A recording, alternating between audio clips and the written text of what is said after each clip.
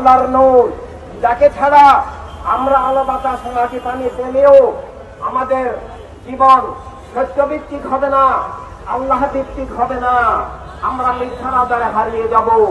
তাই আপনার আলো হিসাবে শুধু বেঁচে থাকা নয়, বেঁচে থাকার লক্ষ্য উদ্দেশ্য বুঝা, মিথ্যা থেকে বাঁচা, জুলুম থেকে বাঁচা এবং আল্লাহ তাআলা জীবনের লক্ষ্য উদ্দেশ্যে পৌঁছানোর জন্য সব মানুষকে জীবনের সকল উপকরণের সাথে সাথে জীবনের যে সত্য বিশ্বাস এবং জীবনের নিরাপত্তা, অধিকার, স্বাধীনতা দান করেছেন।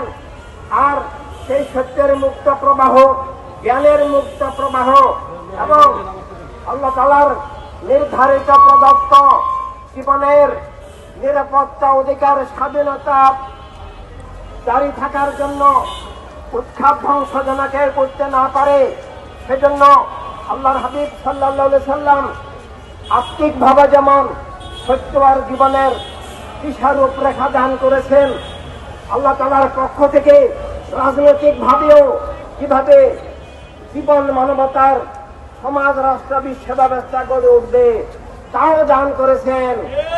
সব মানুষের জন্য আল্লাহ তাআলা নিজেই আল্লাহ হাবিব সাল্লাল্লাহু আলাইহি সাল্লামের শুভাগমনের লক্ষ্য এবং শুভাগমনের অসীমত্ব, ব্যাপকতা ঘোষণা করে বলেছেন যে আমার প্রেনবী তোমাদের কাছে এসেছেন সমগ্র মানব মণ্ডলের জন্য।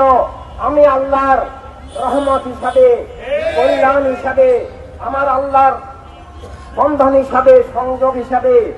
যাকে না পেলে আমাকে পাবে না, যাকে না পেলে আমি আল্লাহর বন্ধন সংযোগ হবে না, আমি আল্লাহর দরবারে পৌঁছতে পারবে না। যাকে না পেলে, যার বন্ধনে যুক্ত না হলে তোমাদের জীবন মিথ্যা জুলুমের গ্রাসে ধ্বংস হয়ে যাবে।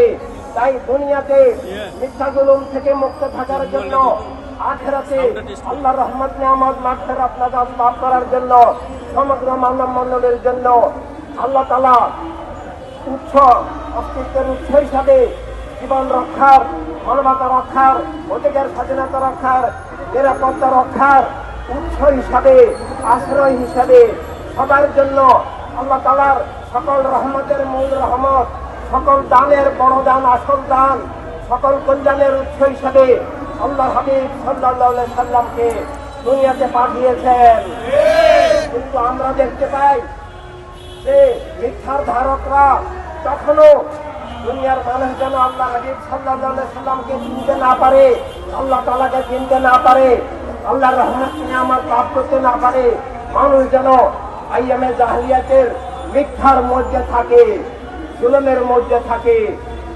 মানুষ যেন নিজের জীবন খুঁজে না পায়, জীবনের সত্য খুঁজে না পায়, জীবনের লক্ষ্য উদ্দেশ্য খুঁজে না পায়, জীবন যেন দুজাহানে ধ্বংস হয়ে যায়।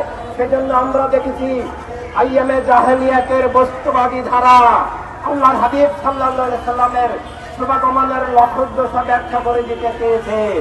সব মানুষকে আল্লাহর হাবিব সাল্লাল্লাহু আলাইহি সাল্লাম থেকে বিচ্ছিন্ন করে রাখতে চেয়েছে। কিন্তু মহান মকবুল সাহাবায়ে কেরাম সীমাহীন ত্যাগ স্বীকারের মধ্য দিয়ে আইয়ামে জাহেলিয়াতের মিথ্যা আচার দূর করে